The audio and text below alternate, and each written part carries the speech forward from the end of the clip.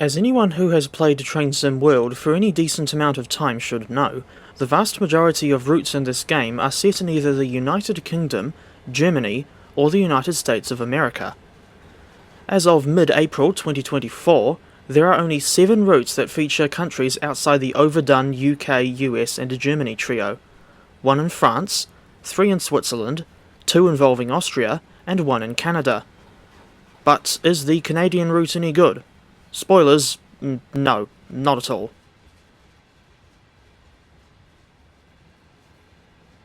I know I already talked about this route back in April 2023, but I thought it was worth revisiting despite there being little hope of DTG ever improving it. If anything, this is a textbook example of Dovetail Games ignoring an add-on with lots of problems and just leaving it to rot while they focus on releasing more new content, and all that new content really does is contribute to the vicious cycle of TSW4.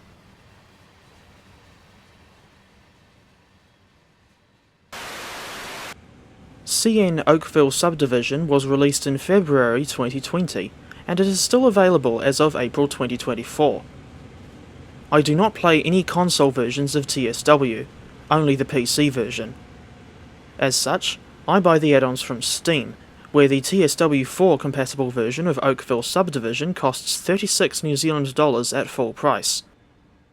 That is cheaper than most of these older routes, which cost around $43, but as I will show you in this video, Oakville Subdivision is simply not worth $36. As for routes coverage, it's borderline pathetic. You only get a measly 24-mile long route from Oakville to Hamilton in the province of Ontario, and I question why DTG bothered to make this particular route for TSW.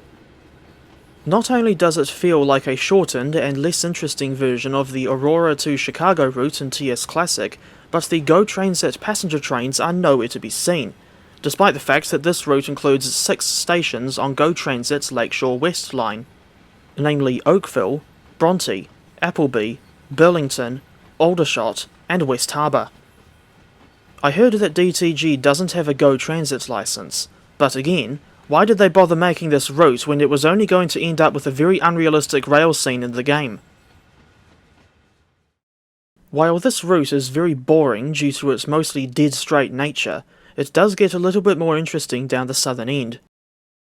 You swing off to the east between Aldershot and West Harbour, more specifically around Bayview Junction, and there is a sizable network of industrial sidings in the Hamilton area, so at least the route is non-linear. 2 locomotives are included with this route, namely the EMD GP9RM and a GP38-2, each in a different variant of the Canadian National livery.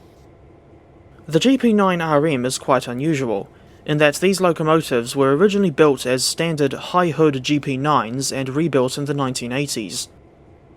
The end result was this bizarre combination of an original long hood with a rebuilt cab and cut-down short hood on the same frame. I've seen photographs of real GP9RMs with the numbers in the 7000 range, but the model in TSW only shows numbers in the 4100 range. I've since found out that the 7000 series GP9RMs were mainly used as shunters, while the 4000 and 4100 series engines were so-called road units. I think that means they're intended mainly for mainline work as opposed to shunting, but I dare say someone will correct me if I'm wrong. As for the EMD GP38-2, this wasn't the first time we got this locomotive in TSW, as CSX and Union Pacific variants of this type had already appeared in the older Sandpatch grade and Peninsula Corridor routes. Rather than just lazily repainting either the existing CSX or UP variants, Dovetail did alter the model with some accurate details for the CN variant. I think they missed a trick by not including the GMD-1, as that locomotive is very unusual and would add a little bit of variety to this route, although in saying that it wouldn't really add much variety since there would still be no change in the service variation.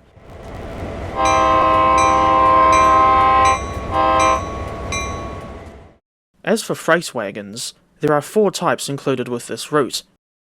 The roster features a 3-bay hopper wagon with the CN logo, then 27 metre long auto racks, 115,455 litre tankers, and a 22 metre long centre beam wagon.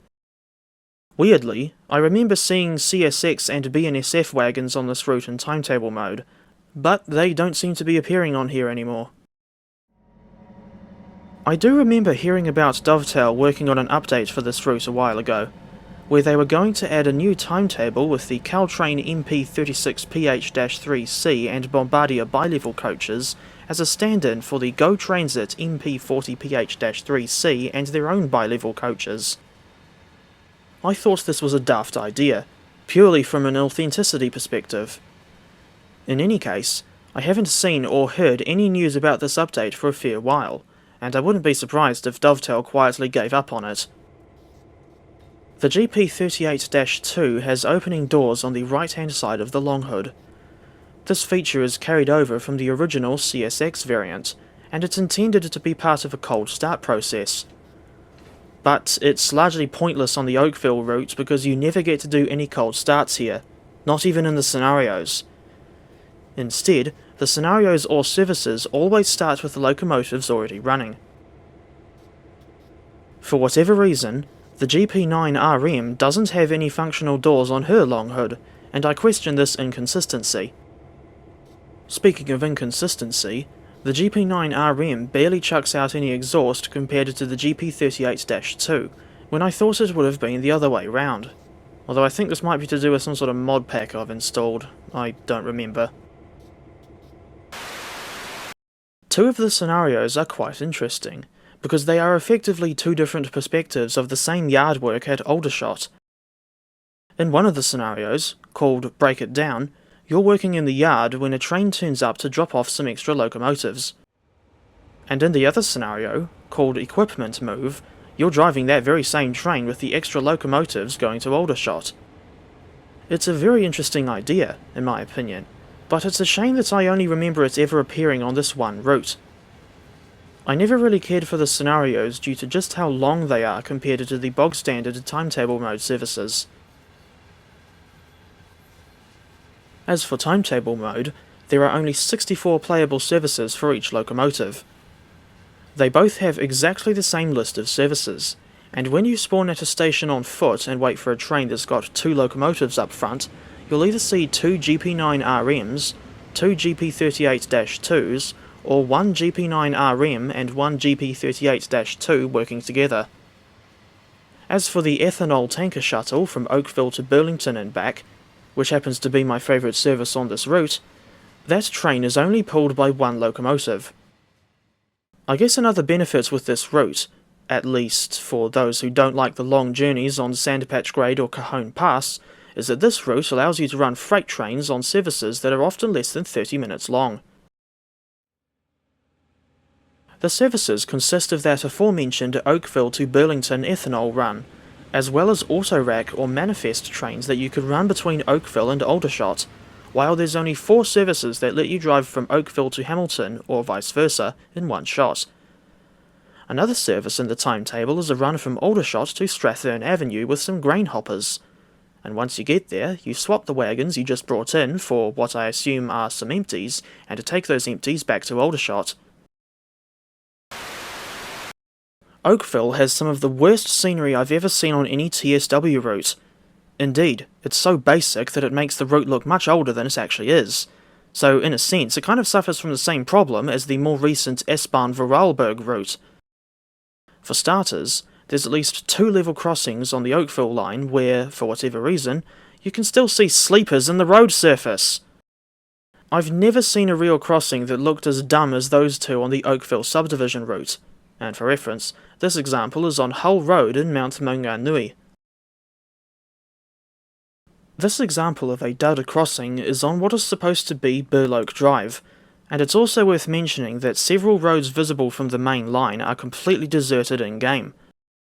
For reference, this is the first crossing north of Appleby Station. And not far up the line, there's another crossing with sleepers visible in the road surface. This one is closer to Bronte Station and right in front of a badly detailed industrial site. But around halfway between Aldershot and West Harbour, I noticed one crossing that actually looks normal. It was also on this section where the gradient increases to 1 in 100, going downhill towards West Harbour, but most of this route is on the level, which only adds to the lack of any real challenge here. This is another crossing that looks vaguely normal. It's supposed to be Wellington Street North, not too far east of West Harbour Station, although the in-game rendition is very basic, as expected. There are big floodlight towers at Aldershot Yard, but you can't climb the ladder to the top. Meanwhile, there are loads of places where Dovetail just copied and pasted the same building assets over and over again. This first example is right next to the main line at Aldershot, and this road on the right-hand side of the picture is supposed to be Enfield Road.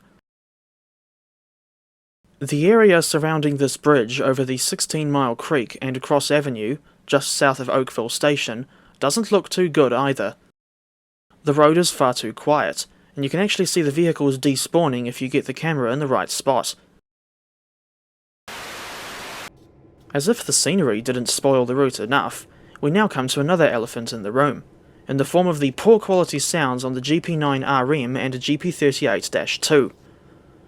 I swear the prime mover sounds are reused from the old RSC/DTG GP9 model in TS Classic, for the GP9RM at least. DTG used the same horn sound across both locomotives, and for whatever reason, it is a very generic horn sound that I remember hearing on several locomotives in the Trains with a Z games, while I heard that the real thing has a Nathan K3H horn, or something of that nature.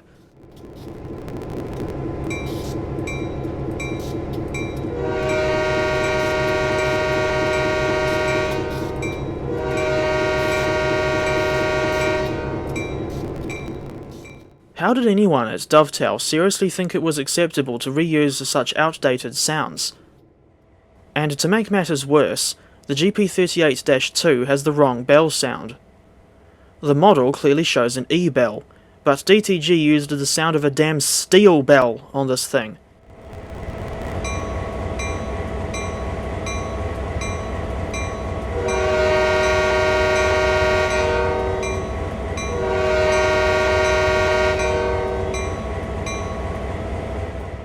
There was a patch on the TrainSim community website that gave the GP38-2 the correct bell sound, but I don't remember if it's compatible with TSW4 or not.